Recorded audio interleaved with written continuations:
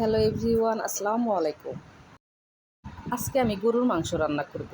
গরুর মাংস রান্না করার জন্য প্যানে আমি সয়াবিন তেল দিয়ে দিব আর দিয়ে দিব পেঁয়াজ কুচি।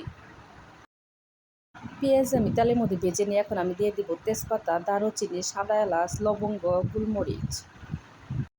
মশলা আমি একটু তেলের মধ্যে ভেজে নিব। ভেজে নিয়ে দিয়ে দিব 2 চামচ রসুন বাটা আর 2 চামচ আদা বাটা।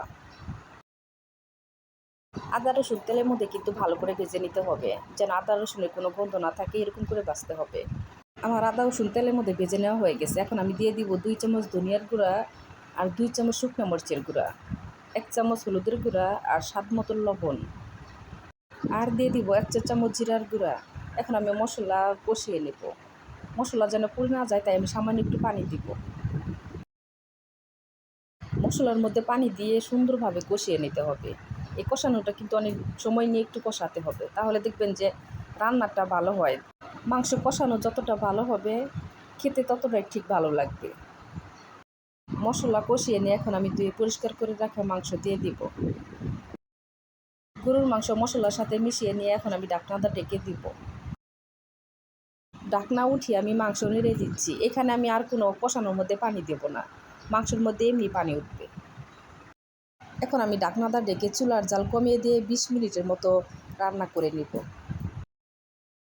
20 মিনিট মাংস আমি কষিয়ে নিয়ে এখন আমি এই কষানোর মধ্যে আলু দিয়ে দিব। আলু আর মাংস একসাথে কষালে দেখা গেছে আলুটা পরে খেতে ভালো লাগে, তাই গরুর মাংস আর আলু ভালো করে কষিয়ে নিতে হবে। আমি কিন্তু গরুর মাংসের মধ্যে কোনো গরম মশলার গুঁড়া দিই নাই, আপনারা চাইলে গরম মশলার গুঁড়া দিতে পারেন।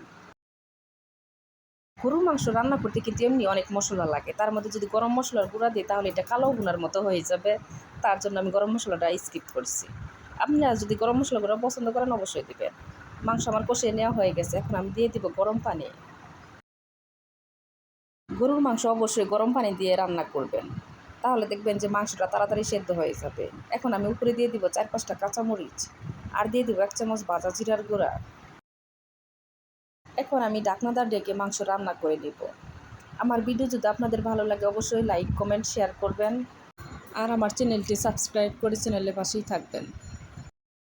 গরুর মাংস আমি আজকে ফোড়ন দিব। ফোড়ন দেওয়ার জন্য প্যানের মধ্যে সয়াবিন তেলের মধ্যে আমি পেঁয়াজ আর রসুন ভেজে নেব। আমি এখানে 2টা পেঁয়াজ দিয়েছি আর 1টা রসুন, আর দিয়ে দেবো 1 চামচ ভাজা জিরার গুঁড়া। ভেজে নিয়ে এখন আমি মাংসের মধ্যে দিয়ে দিব। রসুন পেঁয়াজের ফোড়ন আমি মাংসের সাথে ভালো করে মিশিয়ে নিয়ে আমি 10 মিনিট ঢাকনাটা ঢেকে রাখবো চুলার জাল কমিয়ে দিয়ে। আমার রান্না হয়ে গেছে, এখন আমি নামিয়ে ফেলবো। অনেক ঠান্ডা লাগছে আমার, সবাই দোয়া করবেন যেন তাড়াতাড়ি ভালো হয়ে যায়। আল্লাহ হাফেজ।